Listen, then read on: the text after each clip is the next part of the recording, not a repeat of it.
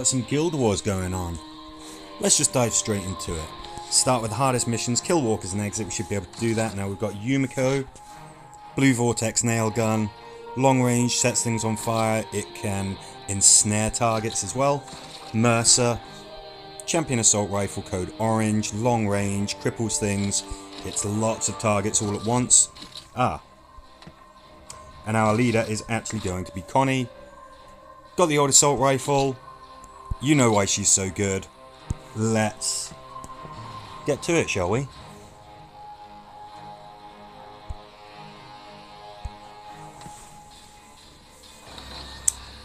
Okay, so I very often like to just make sure that we're starting off with everybody fully charged. So let's cripple these guys so they can't reach us. Do that. And we're gonna get through this all nice and efficiently. Sometimes it's fun to sort of set a bit of a challenge. Give yourself a bit of a harder time just for, just for the fun of it. But I've got a bit of a busy day today, so we're gonna smash through this. We're not gonna rush.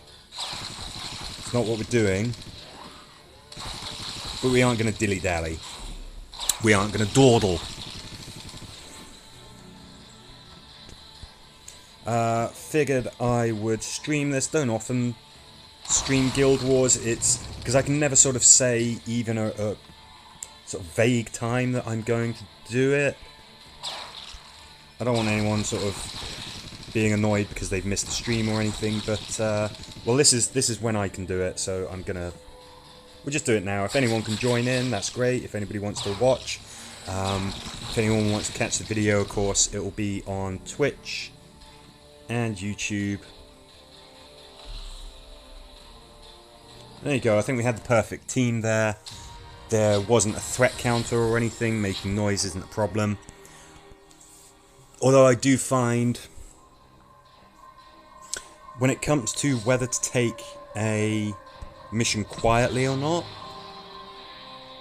being able to kill more is better than being able to stay stealthy in most situations. Not all situations, just most. So we can max out that threat counter, and of course there's only so far it can go. I'm not sure what the maximum number of enemies that can come in, on that sort of wave refresh is. 8, 9, 10. She'll have to count it actually. But if you've got an absolutely killer team, you should be able to just deal with even the maximum number that can come through. That changes a bit if you're doing weekly challenge and you're getting to the end, and it certainly gets a lot more challenging. But yeah, just dealing with what comes at you shouldn't be a problem. Okay, I'm glad that tank was exactly there, because that let us sort of root him in place. We've got another one up here. Yeah, so that's another consideration as well. We've got to kill a set number of walkers. So in a way, making noise actually kind of benefits us, because we've got to bring in some more walkers to kill them to be able to actually exit the map. You can actually wind up having a bit of a tough time of it if you can't get enough enemies to kill. We're not going to have that problem. Nice tasty charge attack from Mercer. And away we go. So far, so flipping good. Let's keep on clearing these missions. Then we will unlock the survivor battles. Search for clues. Obviously, Glenn would be a fantastic pick for this. What I should do, I should check my daily challenges, actually. We've still got a seasonal event on. There's always going to be a daily challenge that lets you earn seasonal event tokens. Okay, didn't have everybody lined up the way that I wanted to there. It's not a problem. Again, I'm making a ton of noise. We've been through why that's not really a problem. Okay, we've got a chance to hit 2 metal heads here. I think we take that. Oops. Again, slightly misaligned that.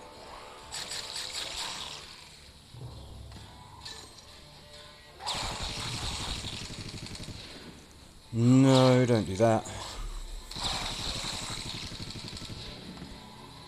Okay, now we've got both those knuckleheads. Of course, it's a bonus attack on the Code Orange. Means we get to shoot again. Yeah, Connie, go and open that door. I don't foresee any problems. Yes, there's a bunch of bad guys coming in, but they're going to come in a bit of a piecemeal fashion. We can certainly take care of them, but we don't want to get cocky. So let's not just hit that end turn button just yet. Let's just make sure that we're dealing with any potential threats, because overconfidence can be deadly. Stay humble. Kill walkers with a warrior. Okie dokie, if you insist. Tyrese. I don't know if that's supposed to... Whatever. Don't know if that was supposed to be shown or whatever, but... Now, Ezekiel. If somebody was screaming at the screen right now saying, no, bring Ezekiel, he's so much better, I would understand. But I like using Michonne. I just think she's great. She's a great character, and I like the character model in the game, and I think she looks badass with the Skegox.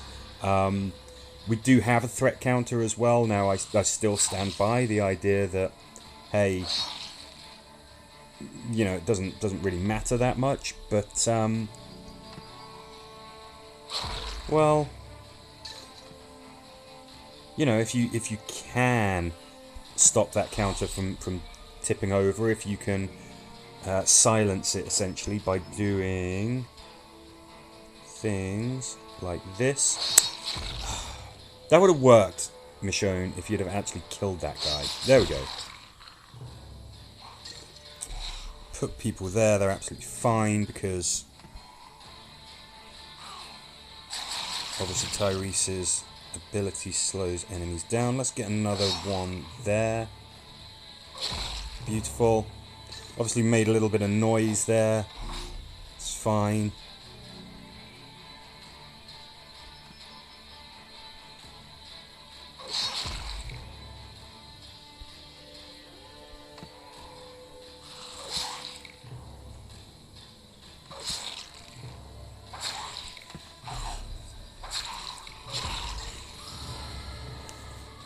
Okay, big scary spiky walker.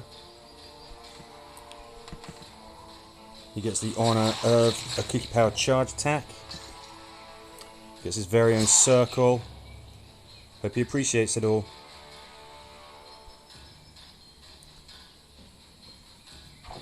Let's get searching those boxes. I mean, that is what the objective of the mission is. Can we go there and be safe? Yes, we can. Oops. Thought I'd search that. Obviously I hadn't. Michonne, can you deal with this guy? Thank you. Can we go there? Yes, we can. And better together, it does work through walls. So when it says that your characters have to be sort of cuddled up next to each other, they can have intervening objects, they still count as next to each other.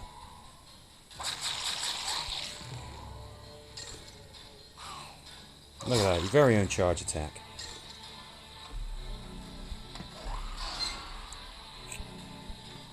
Okay, that guy's trying to get us. He ain't fast enough.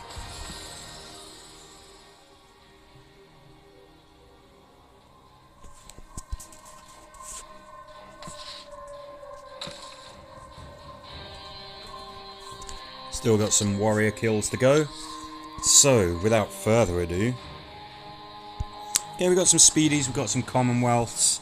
Interesting stuff there. It's great that Tyrese can always slow them down with his his leadership trait. Those debuff circles, they slow down anything that comes into it. Now normally Commonwealth's very resilient status effects, but the debuff circles that Tyrese pumps out, they're a little something special, so he should still be slowed down. That's not safe because of him. So let's go here. Michonne, take a little diversion. Way I see it, as long as we're killing more walkers than appear, we're kind of on an upswing. I think that the debuff circles do stack, so I think that's worth doing. Go on, Michonne, get the kill. Of course, that's helping our daily challenge. We're not making speedy progress here. It's not a problem. You know, we're killing these big walkers, just clearing them out of the way. Then we'll be able to make more rapid progress, no doubt. Let's bear in mind that that Commonwealth is actually in range of Connie. Can we do that? Yes, we can. Okay, that's potentially left Michonne in trouble. She should be able to interrupt that. Ooh, now more bad guys are coming out per turn. Scary. Well, scary-ish. Cuddle up together.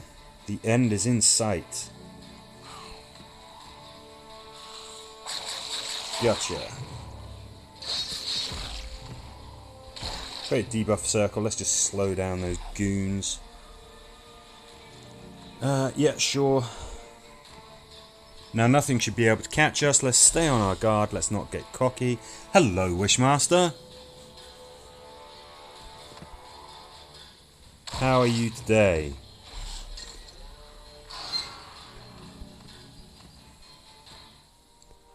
Glad you could join us for a Guild Wars stream. Okay, what do we got? Okay, now that's looking pretty good. That's looking pretty clear. Let's get to Wake here. Alive! Well, that's better than the alternative. Kill walkers and exit. Yeah, no problem. We'll carry on using our warrior heavy team because, of course, that's the daily objective in order to get some seasonal event tokens. I do now have... can't remember the name of the weapon, that funky pistol, which I'm looking forward to using. I've been powering it up, upgrading it. The only concern is, of course, that it doesn't have additional range. Been very, very used to shooter weapons always having essentially high-powered, being much more, having a lot more range than the standard. This is an exception. That new pistol that's available in the seasonal event. So I don't know. Has really short range. I mean, really, it's got standard range. I mean, that's the range that we should be used to, and we should think of weapons with a boosted range as being the exception. But that's just, you know, it's just not the case. It's having that additional range is just so powerful.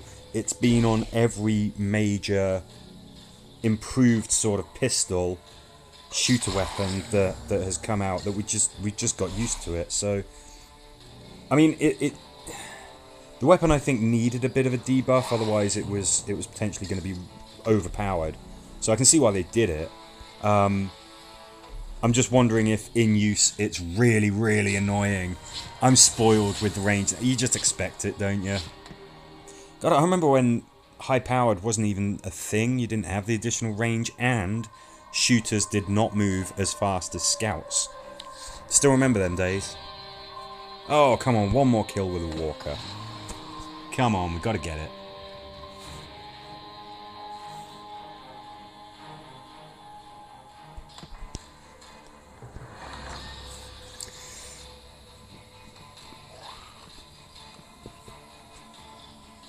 It's great on Carl for my outposts. Do you find that you often win a lot of outpost defenses? I mean, I tend not to. I've got what I consider to be a reasonable team. I still get taken out 9 out of 10 times. I mean, it doesn't matter. It's one of those things. Often people sort of ask about outpost, and my opinion is usually like, look, there's a lot of really great, fun, enjoyable game modes in this. Outpost doesn't really get you a lot. About 80% win ratio. That's really flipping good. Now, I do like the idea of people attacking your outpost, thinking they've got an easy win, and then just being frustrated because you flipping well smash them to pieces with some kind of unexpected flipping strategy or whatever. That's kind of fun. But yeah, it's not something that I tend really to worry about too much, the old outposts. There's a lot of game modes.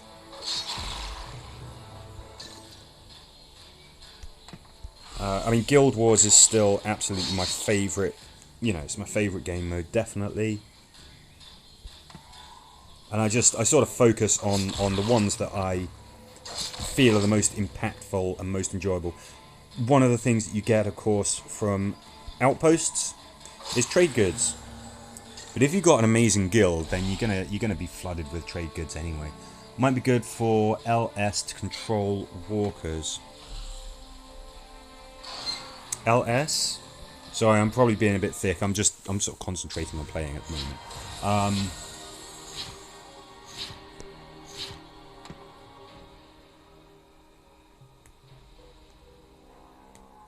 Last stand. Yeah, I mean, I've still got another last stand to do for this week, and I have been upgrading it specifically to use it for that. So maybe we'll give it a go. Maybe we'll give it a try. Glenn. There you go. You look like a bit of a dork in the pizza boy outfit. So upgrade. Been talking about shooters so much.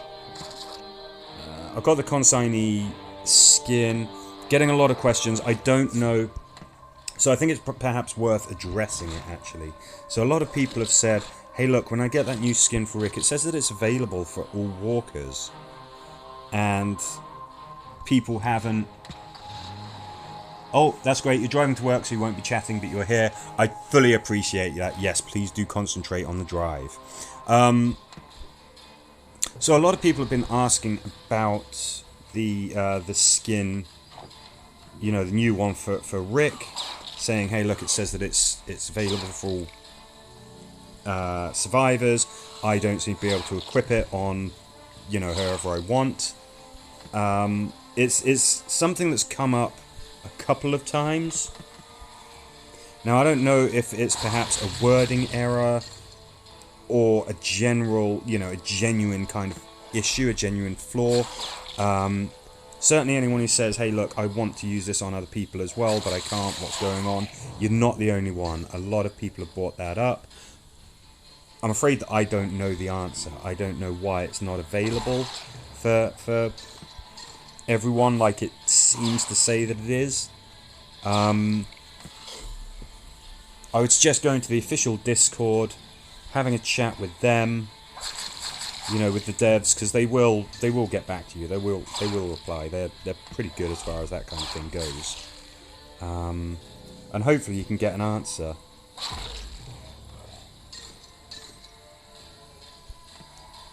So we have killed precisely nobody with Rick yet. That means that his heirloom will not activate. Great. It's good. That's a major part of the mission done. We've actually found what we were after. Good. He's gonna die. Let's get the easy kill with Rick. And that means that we can start using his heirloom. Now, something that was just amazing. Last time I did a last stand and Rick was available, we tried using a weapon with a blast pattern. It was the Blizzard pistol, so it can hit a total of 9 enemies. What I wanted to do was just be 100% sure that his heirloom does work on, you know, collateral targets, should we say. Obviously you target a walker and then everything around it also gets hit because it's a small blast. I was wondering if his insta-kill works on those targets that aren't his main target, the one that you're shooting at, but are in that blast area.